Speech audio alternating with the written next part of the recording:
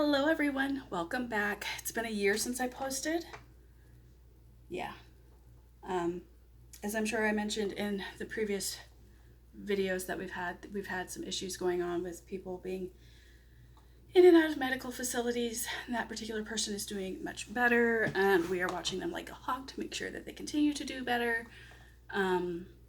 Because we love them and want them to be here for a very long time. We've had other things pop up with other family members. We've had other things pop up with various different things. I'm not going to get into the boohoo sob story. If you want a where the heck have you been video, comment and I'll do it. If you don't, I'll just assume you don't care and we'll move on. So that said, let's do a book review. We are in October. It's the last week or so before Halloween. So we're going to have to settle for Halloween. Sorry. But I picked a really good series for you. Let's get into it. So, this series that we are going to start off with is a series called Nocturne Falls. It is about a town in Georgia that is Halloween themed. And it's Halloween themed to be a cover for the paranormal beings that live in this town. This world, humans do not know about paranormal beings. So, a town that is Halloween themed allows for these paranormals to live openly, because any people that are there as tourists, which is the superficial reason for why they have it, but it also is a nice financial boon for the town. If I, as somebody who's visiting Nocturne Falls, hears two regularly dressed people talking about the pack run at the next full moon, or I hear somebody talking about I have to be home before long because the sun's coming up, I'm just going to assume that these are actors who are on duty to make the experience more immersive, which is really nice because it allows for the paranormals to live an open existence without fear of humans finding out about them. So Nocturne Falls celebrates Halloween 365 days a year. They have a specialty event every month. They'll have things like Zombie Prom. They'll have the Madness Mayhem Parade, or I think that's what it was called. Trick-or-treating is done every Friday night, no matter what time of year it is. So very fun, very much the type of town I would like to go to. If I were ever to become Elon Musk wealthy, that's probably what I would do. Either that or a Renaissance fair all year. Anyways, so that's what the town is. Any normies who may just start to become a little bit more aware, or any humans that live in town, all the local water supplies, including the bottled water sold in stores, are all enchanted to blur the lines for humans so that they will never become aware of the truth of the paranormals in the town. So basically all of the bases are covered. The first story in this series is called The Vampire's Mail Order Bride.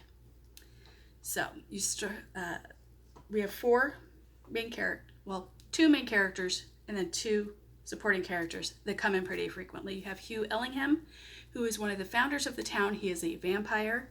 His grandmother turned him into a vampire during the plague era to prevent him from getting the plague. His family came into Nocturne Falls. They bought the town, or as much of it as they could, rethemed it, put the word out for supernaturals, and they made the town what it is, which is a wonderful tourist spot for humans and paranormals alike. Hugh is... We'll get into Hugh in a little bit. So the little H for the story is Delaney James. She is a human from New York. Nocturne Falls is in Georgia. I don't remember if I said that or not. Delaney happens to see her boss, who may or may not be a mob boss, off a man. And she wasn't meant to see. So, fearing for her life, she runs away and happens to become aware of a matchmaking agency and steals the file for a mail order bride and assumes that woman's identity and goes to Nocturne Falls in Georgia, where she is to meet the fiancé, Hugh Ellingham. Hugh Ellingham does not want to be married, which brings us to supporting character number one, Hugh's grandmother, Eleanor Ellingham, who is a dowager duchess, who became a vampire specifically for the purpose of turning her grandsons to save their lives. Grandsons call her Dee Dee for short. she has acquired amulets for herself and her 3 grandsons that allow them to walk in the daytime. She uses these amulets to basically force her grandsons to do what she wants.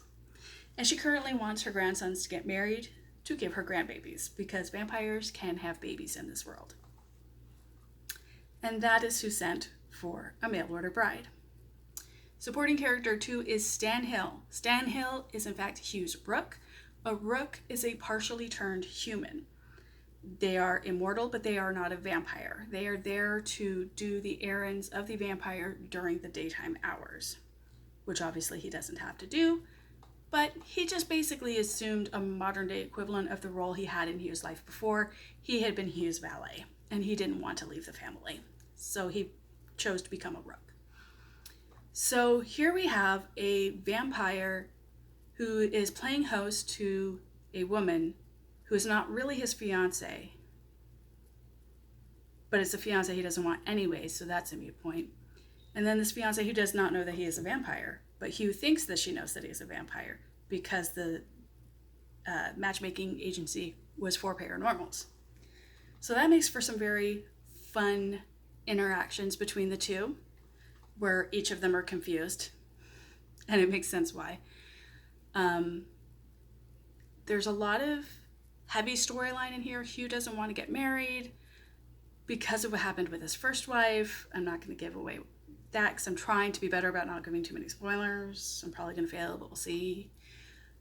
Delaney is very cautious about letting people in.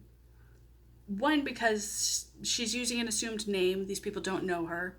But 2, because of some letdowns that have happened in her life between family members who either chose not to be in her life or were taken from her too soon. So those are the major emotional barriers. And then, of course, there's the barrier of he doesn't know about who she is, and she doesn't know about him being a vampire.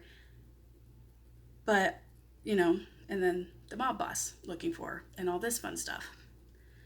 So it's a fun story. It's a serious story, but one of the nice things about the concept of a themed town such as Nocturne Falls, and the reason that it's a themed town for paranormals, is that it kind of lends itself to a nice campy humor, which can break up some of the more heavier storylines in a believable way. So it's not like the concept of like the paranormals being believable, but like the concept of if it were real, this would be a believable reason for why this doesn't seem as heavy. You know what I mean?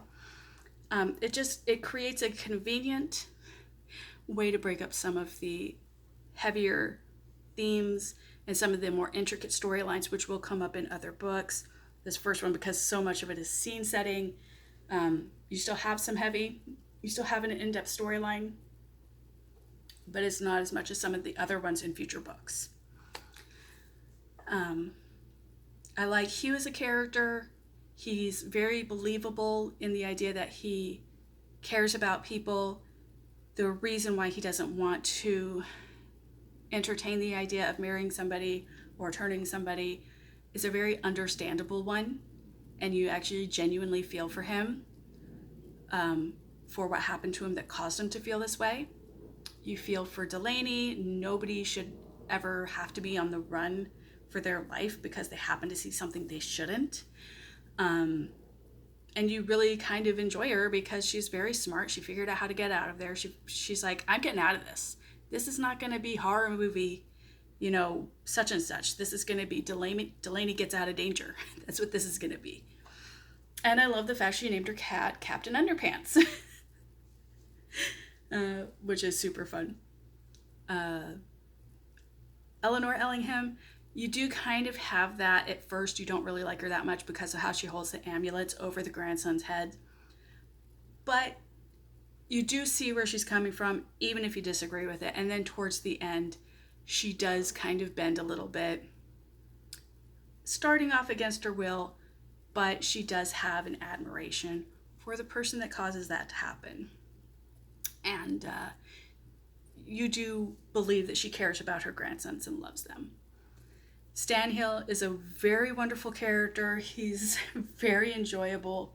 And he does tend to point out Hugh's faults and flaws pretty regularly. Pretty nicely, actually. Very, very nice character. I like him very much. Overall, it's a very enjoyable story. Um, I did forget to do trigger warnings today. I'm sorry. But for the most part, there aren't too many trigger warnings, again, aside from the whole viewing of a murder at the beginning. But there's not a whole lot of cursing in it, to be honest. There's insinuation of intimacy, and there's definitely build up to intimacy. But overall, it does get kind of like the Hallmark treatment on that. There's not a lot of steamy scenes. So if you are someone who's more into like steamy erotica, this is not going to be for you. If you want something that's like serious but fun and kind of like Hallmarkish in how in the general feel of the story, this is definitely for you. And if you are someone who happens to have preteens or teenagers that are asking you for like their first romance novel or whatever, this would definitely be a very good one. Like I said, there's not a lot of cursing, there's not a whole lot of violence, and there's not a whole lot of sexual explicitness. So it's actually a pretty good story. It could be one that you and your child decide to do together, or just in general. It's a pretty safe book for most people. So that's it for this one. The next review will also be a Nocturne Falls story. I'm hoping I'll be able to get that filmed tomorrow. But it might not go up until Halloween. I mean, you never know with me. I'm very flaky. I'm trying not to be. But as we saw last year, that doesn't always work out. So, but I look forward to seeing you at the next review. Talk to you later, guys. Bye.